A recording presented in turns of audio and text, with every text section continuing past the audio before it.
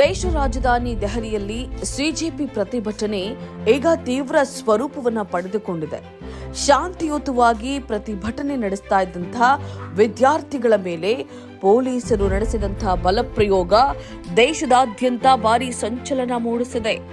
ಹುಡುಗ ಹುಡುಗಿ ಅಂತ ಹೇಳಿ ನೋಡದೆ ಬೇಕಾಬಿಟ್ಟಿಯಾಗಿ ಲಾಠಿ ಬೀಸಿದ ದೃಶ್ಯಗಳು ದಿಲ್ಲಿ ಪೊಲೀಸರ ಕ್ರೌರ್ಯತೆಯನ್ನ ಸೂಚಿಸಿ ಹರಿದಾಡ್ತಾ ಇದೆ. ವಿಶೇಷ ಅಂದ್ರೆ ಸಿವಿಲ್ ಡ್ರೆಸ್ನಲ್ಲಿದ್ದಂತಹ ಅನೇಕರು ಕೈಯಲ್ಲಿ ಲಾಠಿಯನ್ನ ಹಿಡಿದುಕೊಂಡು ವಿದ್ಯಾರ್ಥಿಗಳಿಗೆ ಮನಬಂದಂತೆ ಹೊಡೆದು ಥಳಿಸಿದ್ದಾರೆ. ಇವರು ನಿಜವಾಗಿಯೂ ಪೊಲೀಸರೇ ಅಥವಾ RSS ಗೂಂಡಾಗಳೇ ಅನ್ನುವಂಥ ಅನುಮಾನದ ಪ್ರಶ್ನೆಗಳೊಂದಿಗೆ ಸಾಮಾಜಿಕ ಜಾಲತಾಣಗಳಲ್ಲಿ ಇವರ ಫೋಟೋ ಮತ್ತು ವಿಡಿಯೋಗಳು ಭಾರಿ ವೈರಲ್ ಆಗ್ತಾ ಇವೆ.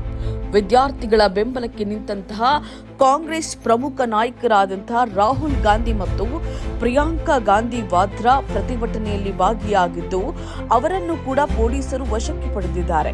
ಪರಿಸ್ಥಿತಿ ಉದ್ವಿಗ್ನಗೊಳ್ತಾ ಇದ್ದಂತೆ ಹಿರಿಯ ನಾಯಕಿ ಸೋನಿಯಾ ಗಾಂಧಿ ಕೂಡ ಸ್ಥಳಕ್ಕೆ ಆಗಮಿಸಿ ಬೆಂಬಲವನ್ನ ಸೂಚಿಸಿದ್ದಾರೆ.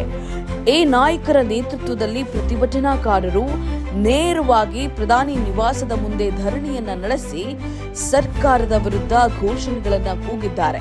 ವಿದ್ಯಾರ್ಥಿಗಳ ಮೇಲಿನ ಈ ಅಮಾನವೀಯ ಹಲ್ಲೆಯನ್ನ ಖಂಡಿಸಿ ಸಂಸತ್ತಿನಲ್ಲಿಯೂ ಕೂಡ ವಿರೋಧ ಪಕ್ಷಗಳಿಂದ ಭಾರೀ ಹಂಗಾಮ ಸೃಷ್ಟಿಯಾಗಿದೆ.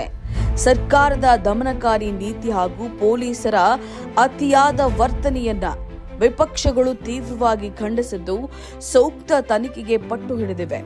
ಸಿಜೆಪಿ ಪ್ರತಿಭಟನೆಯು ಮುಂಬರುವಂತಹ ದಿನಗಳಲ್ಲಿ ಯಾವ ತಿರುವು ಪಡೆದುಕೊಳ್ಳುತ್ತೆ ಅನ್ನೋದನ್ನ ಕಾದು ನೋಡಬೇಕಿದೆ.